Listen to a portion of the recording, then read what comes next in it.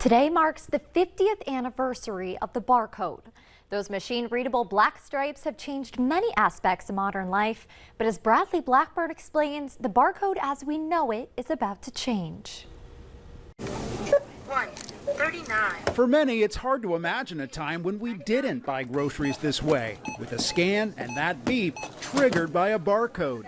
249. But Cecilia Mazoka remembers back when prices were keyed in by hand.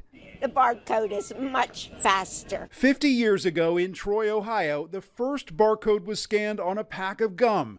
The design from IBM beat out other contenders, including one that looked like a bullseye. The striped code was easier and cheaper to implement. Those various lines that you see in the barcode correlate to a number that's assigned by GS1. Bob Carpenter is the CEO of GS1, the organization that sets global standards that make the barcode possible. Today, we estimate that over 10 billion products are scanned with a barcode every single day in retail establishments around the world. Barcodes go far beyond grocery stores. The technology is crucial to the supply chain, healthcare, and airplane tickets. Even robots can easily perform scans. This also helps for the store to know what items to reorder. And it's become part of the culture, from barcode tattoos to children's toys.